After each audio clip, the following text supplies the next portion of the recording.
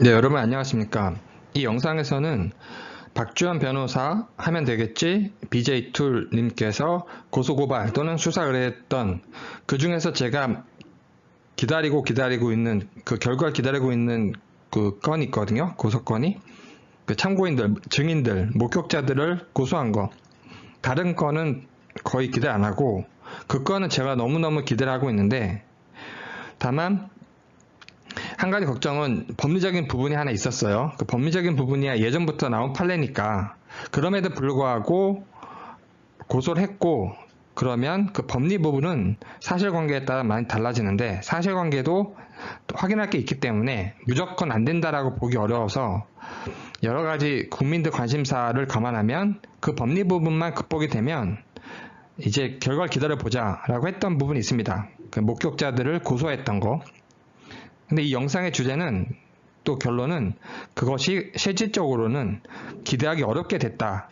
제 개인적 생각으로는 그 이유는 알고 보니까 박주현 변호사님은 3, 3일을 주장하시는 게 아니었어요. 그래서 하면 되겠지와 BJ 툴 두 분은 아닌 걸 원래 알았는데 박주현 변호사도 같이 일을 하고 했으니까 근데 아닌 것 같기도 하고 여러 가지 애매해서 어제도 제가 글을 올리고 했는데 결론적으로는 아니다. 3, 3일을 주장하지 않기 때문에 기타 모든 것은 수사가 안 될 것이다 라고 하는 게 저의 결론입니다.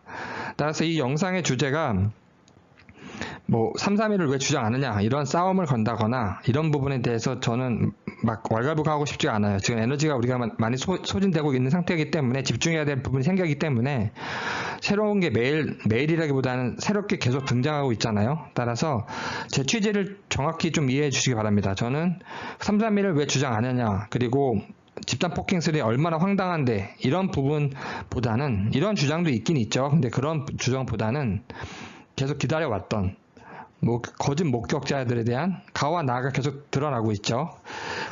아버님도 목격자 언급을 하시고 있고 그래서 목격자에 대한 고소고발이 있었는데 수사 의뢰든 뭐든 그 부분이 기대하기 어렵게 됐다. 그래서 뭐 1호 사건이니 아니면 문 누구누구 검사니 이런 이야기가 나오고 국민들이 기대를 많이 갖고 저도 그 부분만큼은 기대를 가졌는데 아니 제 생각은 기대하기 어렵게 됐다라는 게 제 결론이고 제 개인적인 결론이니까 또 결과가 좋게 나올 수도 있겠죠. 근데 좋게 나올 수 없는 구조적인 문제가 있다라는 거 그 부분을 제가 설명을 간단히 드리겠습니다. 특히 어제가 아니라 이틀 전인가요? 초천지님께서 고대 경영 나왔다고 밝히셨는데 학원 강사를 하신 것도 맞는 것 같아요. 정확한 건 모르겠는데 20년 동안 수학 강사 했다라고 계속 많은 분들이 얘기하고 있고 또 고대 경영 나와서 학원 강사 했다라는 게 이어지잖아요. 자연스럽고. 그래서 수학 얘기를 또 하고 계십니다. 수학 이야기를 계속 하고 계시길래 수학 강사 하셨구나 생각이 들었는데 말하신다기보다는 논의하시는 게 좀 말이 안 되는 게 굉장히 많았어요. 그래서 제가 아예 그냥 상대 안 한다는 게 오해할 소지가 있는데 뭐 무시한다는 게 아니고 논의할 수가 없는 거예요. 제가 어떤 거 논의하려면 정확한 주장, 정확한 명제, 정확한 주장이 자신의 이론, 자신의 가설 이런 게 명확해야 되는데 그래야지 반박을 할 수 있잖아요. 근데 그런 게 없으시니까 제가 뭐라고 얘기할 수가 없었던 거예요. 그런 취지에서 제가 뭐 이렇게 왈가불가 할 수가 없는 상황이었다라는 게 그런 취지인데 고대 경영 나오기 전 그 밝히시기 전에는 약간 너무 터무니없어가지고 정말 이거는 상대해주고 싶고 반박하고 싶고 논의하고 싶어도 그럴 아예 근거가 없는 거예요. 토론하려면 주제가 정해지고 쟁점이 나와야 되잖아요. 그냥 날씨 얘기했다가 사과 이야기했다가 점심 이야기했다가 뭐 여행 이야기했다가 할 수 없잖아요. 그래서 뭔가 서로 공통된 쟁점이 나와야 되거든요. 이슈가. 근데 그런 게 불가능했다 생각했는데 고대 경영 나왔다고 하시니까 제가 정식으로 문제 제기했습니다. 그러면 그동안에 논증한 그 논증 방식이 터무니없다라고 이틀 전인가 3일 전에 글을 하나 올렸어요. 그 글의 내용의 핵심이 100%라는 건 있을 수가 없다. 추론에서. 특히 이런 추리적인 부분 있죠. 예를 들어서 뭐 이런 사건이 발생해서 이런 추리를 할 때 추론, 추리, 리즈닝 다 똑같은 말입니다. 많은 분들이 혼동을 하시는데 조금씩 뉘앙스는 틀리죠. 근데 어떤 사건이 발생해서 그 사실관계를 추론할 때는 100%일 수도 없다라는 거 제가 썼습니다. 얼마 전에.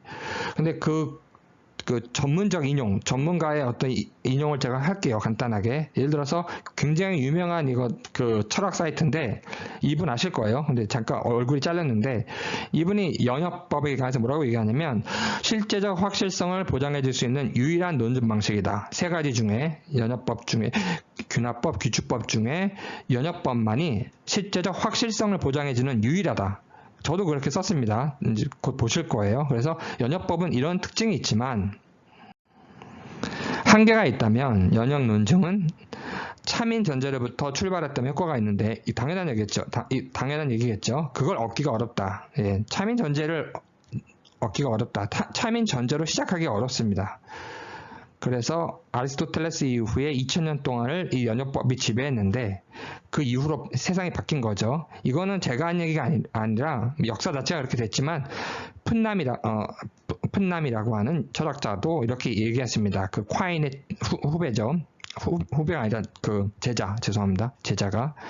따라서 연역법은 확실하지만 참인 전제로부터 출발해야 되는데 그걸 얻기가 어렵다. 매우 어렵습니다. 특히 이런 그 사실관계 우리가 알고 있는 뭐 누가 사건 사고를 당해서 추론하는 이런 거에서는 얻기가 어렵습니다. 그래서 연역법을 잘 쓸 수가 없어요. 근데 지금 100% 218이 100% 죽었다 하고 하니까 제가 이번에 고대 경영 나왔다는 말 듣고 초천지님한테 계속 이런 식으로 100% 얘기하니까 계속 집단 폭행설도 어제도 얘기하고 있더라고요. 그래서 이건 제가 며칠 전에 올렸던 그대로입니다. 카피한 건데 다 읽지 않고 똑같은 지금 방금 보신 전문가하고 똑같은 얘기를 했습니다. 추론 방식에는 인류가 만든 게 딱 3개인데 그 중에 100% 명제를 탄생시킬 수 있는 거는 연협법 딱 하나다.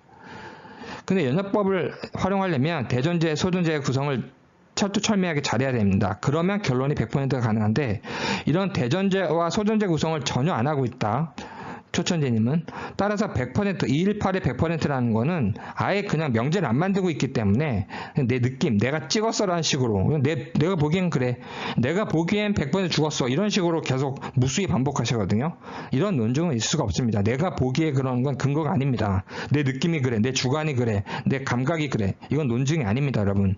그래서 제가 이거를 이렇게 비판을 했고 그 후반부입니다. 비판의 후반부. 따라서 균합법과 규칙법으로 갈 수밖에 없다. 그래서 균합법과 규칙법으로 가면 100%는 있을 수가 없는 겁니다, 여러분. 그래서 218에 100%가 있을 수가 없고 100%가 아닌 경우를 대비해서 추론이 이어져야 되는 겁니다. 그래서 218에 100% 죽었다라고 한 근거가 뭐냐? 이런 식으로 교수들이 수업 시간에 물을 수도 있는 거예요. 어떤 추론하는 거 누가 죽고 이런 사건 사고를 다룰 때 100% 죽었다고 하는 너 근거가 뭐니? 그러면 근데 그냥 제 느낌이요. 이렇게 얘기하면 그냥 수업 시간에 그냥 쫓겨납니다, 여러분. 그래서 근거가 없기 때문입니다. 100% 죽었다는 근거. 100% 죽었다는 근거를 수업 시간에 선생님이 질문했을 때 선생님 그럼 제가 전문가가 데려왔어요. 그래서 전문가? 누군데? 그래서 수업 시간에 학생이 전문가 10분을 모셨습니다. 그래가지고 뭐 나사에 있는 분, 세계 최고의 과학자 10명이 왔다고 가정을 할게요. 10명이 와서 218 때는 100% 죽은 것 같다. 이렇게 전문가가 나와도 반대 전문가가 반드시 나올 수가 있습니다. 반대 전문가. 100% 죽었다. 그래서 아니다. 1%는 살았다. 이런 반박이 있을 수가 있는 겁니다. 전문가들도 이렇게 싸울 수가 있는 겁니다, 여러분. 따라서 100% 근거라는 건 나올 수가 없는데 100% 결론은 나올 수가 없죠. 따라서 죽지 않았을 경우를 사건 사고의 경우에는 죽지 않았을 경우 아직 아무것도 확인되지 않았을 경우에는 죽지 않았을 경우를 반드시 추론해야 되는데 이 추론을 안 하기 위해서 죽었다고 하는 겁니다. 100%. 100% 죽었다고 하는 주장은 근본적으로 잘못됐다.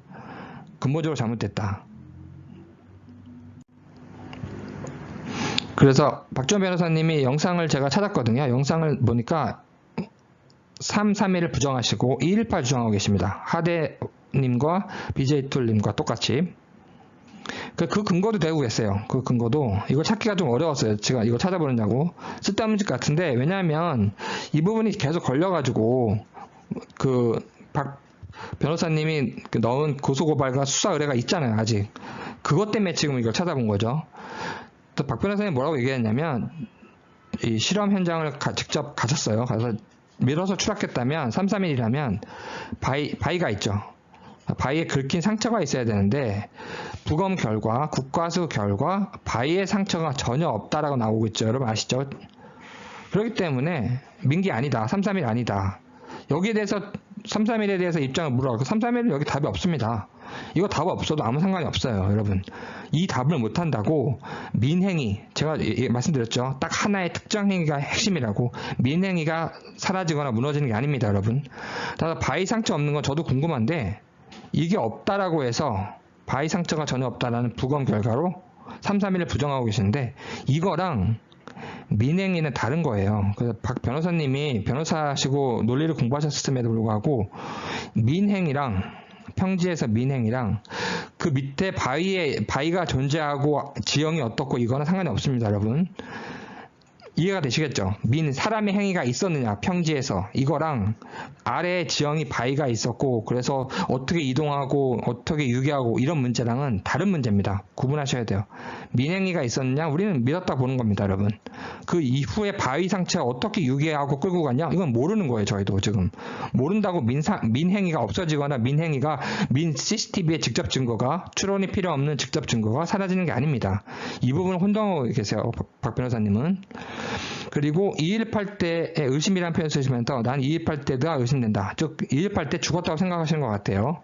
만약에 죽었다고 생각하지 않는다면 살아 있었던 얘기잖아요. 그럼 살아 있으면 죽음에 이르는 과정을 다 추론해야 되기 때문에 218 이후를 추론하셔야 되는데 218 이후를 추론 안 하고 계십니다. 즉 죽었다고 보시는 거예요. 218설. 그래서 하대와 BJ2가 같이 가고 있는 거다. 박 변호사님은. 따라서 그렇다면 뭐 예전엔 이런 걸 비판하고 제가 331 안 하는 건 잘못했다. 어떻게 집단 폭행설을 얘기하느냐. 뭐 변호사가 어떻게 이렇게 생각할 수 있냐. 이거 기본도 안 된 거다. 이런 이야기만 하고 했는데 지금 그럴 힘도 없습니다. 저희는. 앞으로 나아가야 돼요. 저희는. 국회 청원을 아버님이 최고의 신의 한 수를 두셨고 국회 청원을 통해서 재수사가 들어가고 국회의 도움, 정치인의 도움, 그 제도권의 도움을 받아서 우리 앞으로 나아가야 됩니다. 그래서 변호사가 이런 논리도 없고 집단 폭행은 나올 수가 없습니다. 여러분. 특정이 안 되기 때문에 수사도 안 되고 기소도 안 되고 기소하면 100% 99%가 아니라 이 정도는 진짜 이건 과정법이겠지만 이건 무죄가 나와요. 특정이 안 되잖아요. 특정이 안 되는데 무슨 윤리 책임과 법 책임을 묻습니까? 이 변호사님이 이거 완전히 실수하신 거예요, 지금. 따라서 이게 박주현 변호사님이 방금 말씀한 두 가지 사항을 얘기하고 계십니다. 218 때가 나는 의심한다. 그리고 바위를 얘기하시면서 바위에 긁힌 상처가 없기 때문에 민거는 좀 아닌 것 같다라고 얘기하고 계십니다. 이게 그 근거고요. 그리고 이렇게 한진사에서도 수사 의뢰와 고발장을 개선됐죠. 그래서 저희는 다른 걸 떠나서 이거를 떠나서 여기 중에 이제 없는데 1, 2, 3, 4차까지 4차인가 5차까지 하셨어요. 최소한 4차까지 고소 고발을 하시고 했는데 그 중에 목격자들에 대한 고소가 들어갔기 때문에 저는 손꼽아 그걸 계속 기다려왔습니다. 목격자들에 대해서는 근데 갑자기 제가 어제부터 박주현 변호사님 이야기 하는 거는 3, 3일이 아닐 수 있다는 생각이 들고 3, 3일이 아니면 수사 안 하거든요. 그러면 제가 목놓아 기다려왔던 그 부분도 목격자에 대한 수사도 안 하고 있구나. 저는 완전히 이 부분은 그냥 오늘 붕괴된 거죠. 마음속으로.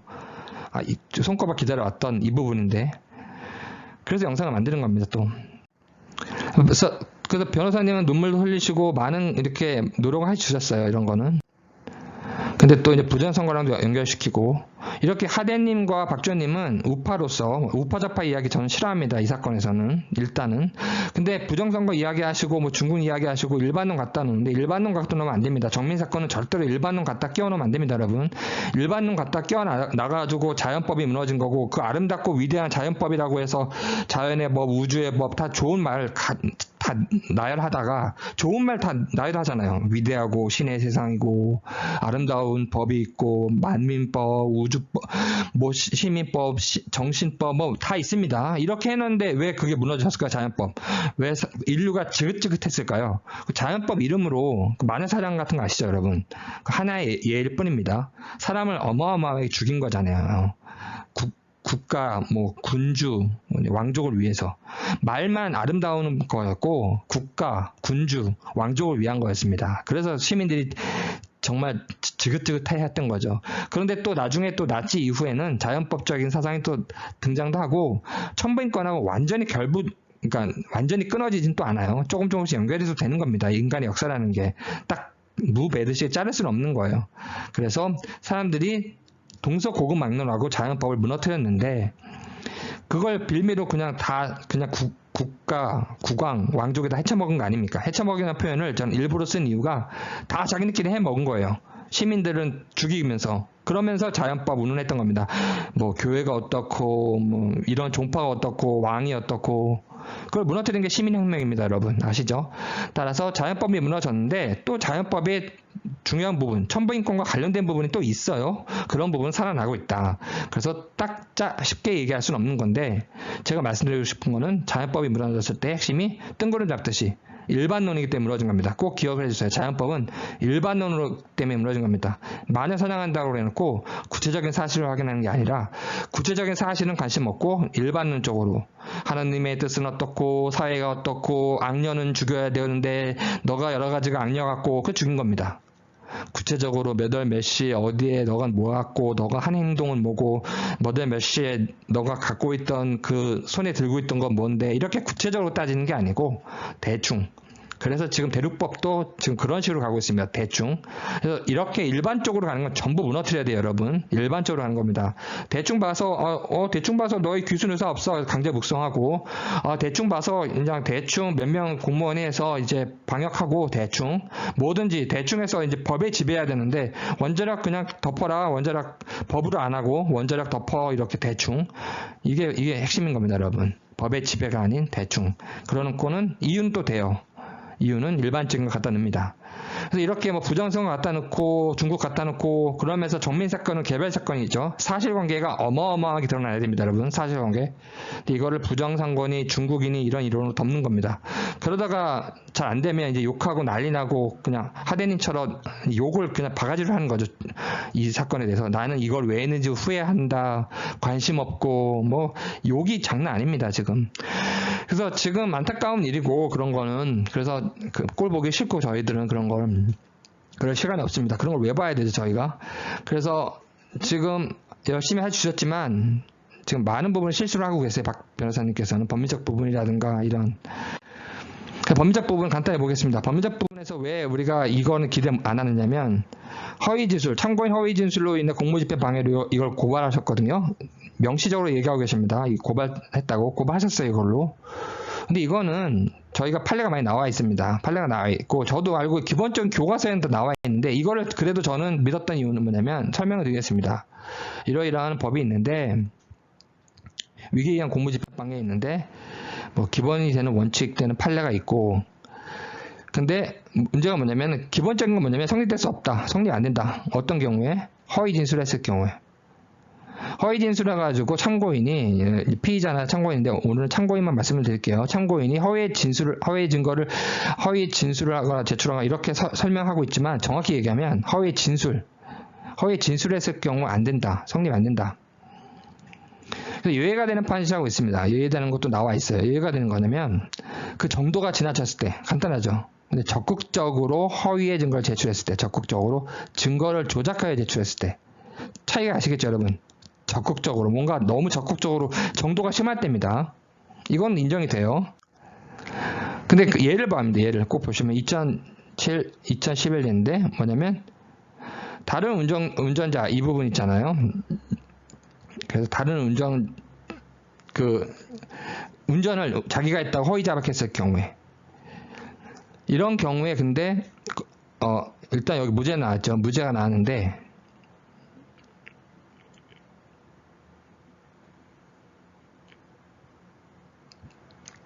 여기 보면 적극적으로 제가 말씀드렸죠. 적극적으로 증거를 냈을 때 그래서 진술을 했을 때랑 기본적인 구분입니다. 일단은 증거를 냈을 때는 다르게 봅니다.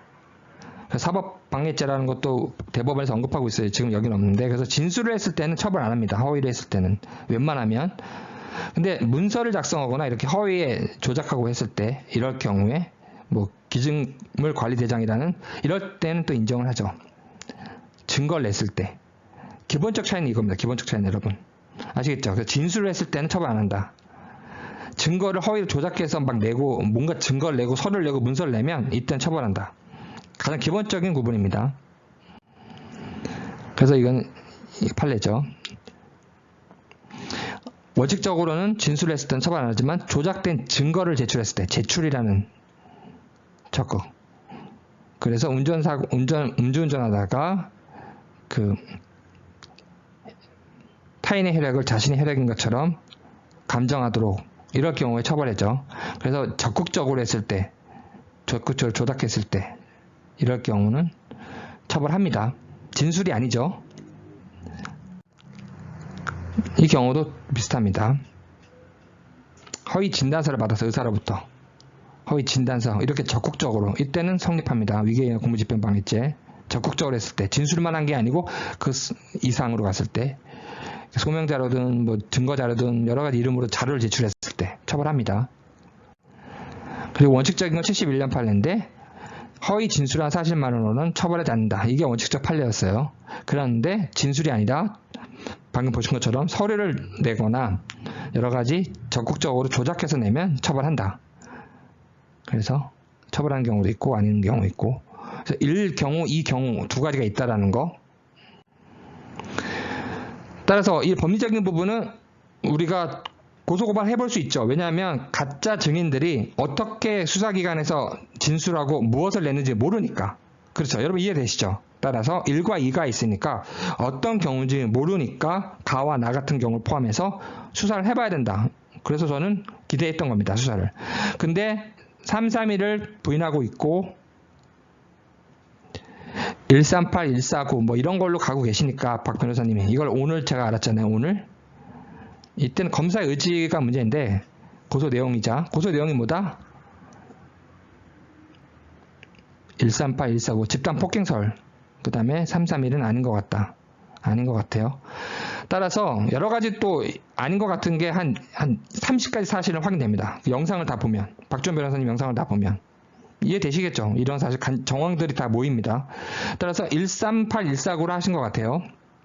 이럴 경우에는 검사의 의지라는 게 실무적인 문제가 검사가 아니 너희 그러면 그 누가 누굴 때리고 마약하고 칼로 긋고 이걸 특정을 못해서 주범적인 걸 특정을 못하고 주행위적인 아니 그러니까 주된 쟁점 부분 주된 쟁점을 지금 특정을 못해서 지금 너희가 고소고발도 안 되고 수사 의뢰했고 수사 의뢰된 것도 지금 우리가 아무것도 못해서 그냥 무혐의 나오는데 그 관련된 참고인들을 수사해달라? 이러면 안 합니다. 이해되시겠죠 여러분?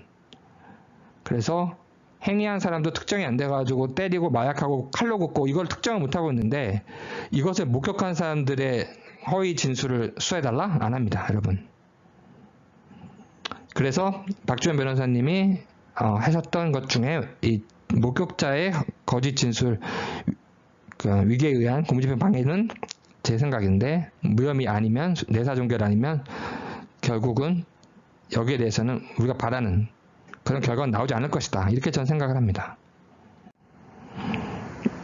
네, 결론은 무혐의, 기타 유사처분. 그래서 안타깝다. 저는 기대를 오늘 접었습니다. 오늘로. 이 건은 기대했거든요. 이 증인들 거짓은 무엇을 냈는지도 궁금하고 어떻게 누구랑 통화했는지. 근데 제가 볼 때는 331이 아닌 걸 아는 이상 검사가 수사 안 합니다. 제 개인적인 생각을 말씀드렸습니다. 감사합니다.